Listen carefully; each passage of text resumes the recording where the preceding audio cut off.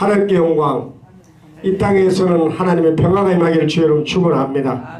오늘 함께 나눌 말씀은 누가복음 18장 1절부터 8절까지 말씀을 봉독에 올립니다. 예수께서 그들이 항상 기도하고 낙심하지 말할 것을 비유로 말씀하여 이르시되 어떤 도시에 하나님을 두려워하지 않고 사람을 무시하는 한 재판관이 있는데 그 도시에 한 과부가 있어 자주 그에게 가서 내 원수에 대한 나의 원한을 풀어주소 하되 그가 얼마 동안 듣지 아니하다가 후에 속으로 생각하되 내가 하나님을 두려워하지 않고 사람을 무시하나 이 과부가 나를 번거롭게 하니 내가 그 원한을 풀어주리라. 그렇지 않으면 늘 와서 나를 괴롭게 하리라 하였느니라. 주께서 또 이르시되 불의한 재판장이 말한 것을 들으라. 하물며 하나님께서 그 밤낮 부르짖는 택하신 자들의 원한을 풀어주지 아니하시겠느냐. 그들에게 오래 참으시겠느냐. 내가 너희에게 이르노니 속히 그 원한을 풀어주시리라. 그러나 인자가 올 때 세상에서 믿음을 보겠느냐 하시니라. 아멘. 아멘. 오늘 주신 말씀을 가지고 기도하는 민족, 이런 주제로 은혜를 나누고자 합니다. 할렐루야. 10분 설교이기 때문에 간단하게 몇 점만 말씀드리고 여러분 말씀 안에서 큰 은혜가 되시길 바랍니다. 기도는 신앙생활과 아주 밀접한 관계를 갖고 있습니다. 하나님을 믿는 것은 하나님께 기도한다는 말입니다. 하나님을 믿는다면서 하나님께 기도하지 않는다는 것은 하나님을 믿는다고 말할 수가 없습니다. 동의하십니까? 네. 그렇다면 하나님을 믿는다는 건 어떻게 인생의 문제 앞에서 기도하지 않을 수가 있느냐 하는 것입니다. 그러므로 오늘 중요한 이야기가 있는데 기도의 삶이 어떤 것인가? 첫째, 항상 기도해야 한다는 것이죠. 항상 기도해야 한다는 말은 우리의 삶이 그 말씀대로 기도한 대로 행동하는 것을 말씀하고 있는 줄 깨닫기를 바랍니다. 그래서 항상 기도하고 이 말씀대로 성도들은 항상 기도해야 합니다. 호흡은 여러분 쉬지 않으면 죽은 사람만 쉬지 않는다는 것입니다.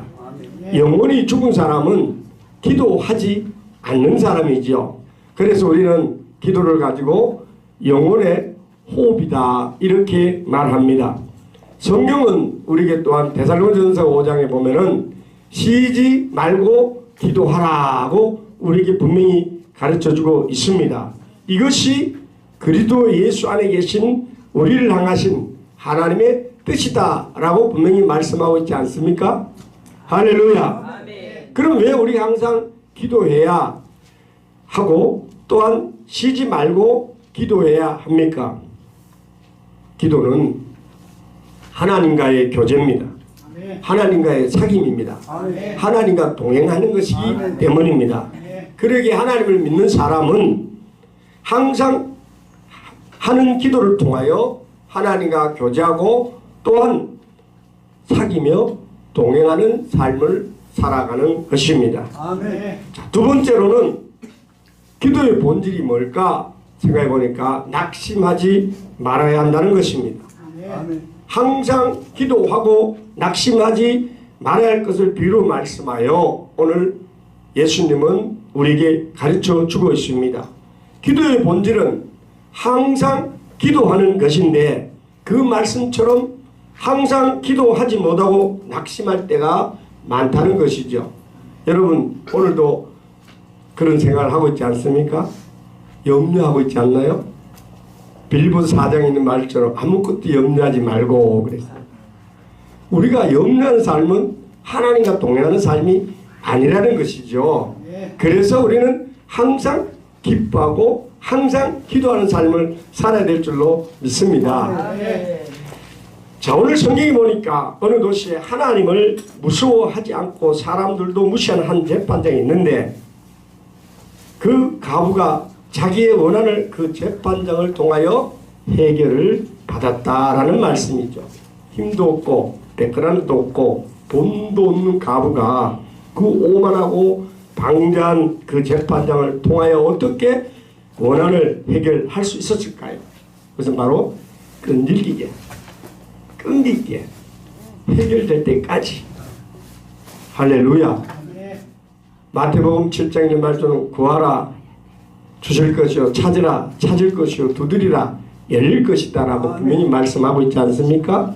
우리는 항상 이루어질 때까지, 포기는 바로 배추를 절인 것을 포기라고 합니다.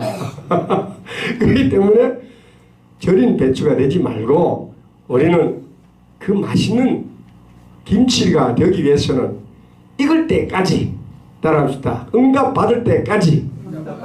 할렐루야. 그러므로 이 가부처럼 너희도 끈질기게 낙심하지 말고 끝까지 기도하라는 것입니다. 아멘. 왜 사람들이 기도하다가 낙심할까요? 그것은 기도하지 않았기 때문에 낙심하는 겁니다. 기도한다고 말을 하지만은 기도하는 삶을 살지 않았기 때문입니다. 또한 두 번째로 응답받지 못한 이유는 올바른 기도를 하지 못했기 때문입니다. 그래서 야고보서에 보면은 정욕으로 쓰려고 잘못 기도했기 때문에 응답받지 못한다고 말씀하고 있습니다. 오늘 본문에서 가부는 원한이 있어서 재판장에 구했는데, 그 원한이라는 말은 억울한 일을 말하였는데 그것은 가부로서는 합당하고 올바른 간구였다는 말입니다. 올바른 간구에 응답을 받았지, 만약에 올바르지 못한 간구를 했다면 불의한 재판관은 결코 응답해 주지를 않았을 것입니다. 또한 오늘 본문이 가르치는 대로 응답받기 위하여는 끝까지 기도해야 될 줄로 믿습니다. 오늘 사랑하는 여러분, 이 마라나타 방송을 듣는 여러분은 항상 기도해야 될 줄로 믿습니다. 하늘 문이 열리는 천국 열쇠를 받는 영적 기도를 드려야 될 줄로 믿습니다. 여러분들 잘 아는 베드로는 주는 그리스도시요 살아계신 하나님의 아들입니다 라고 고백했을 때에 풀리고 열리는 기도의 응답을 받은 줄 믿으시기 바랍니다. 하늘에서 문이 열릴 때 이 땅에 사는 저와 여러분에도 응답의 축복이 확실히 있다는 사실을 믿으시면 아멘. 네, 믿음대로 될지어다. 할렐루야. 그러므로 오늘 우리는 나라와 민족을 위해서 기도를 해야 될 줄로 믿습니다. 특별히 대통령을 위해서, 위정자들을 위해서 기도해야 합니다. 오늘 대한민국이 어디로 가고 있나요?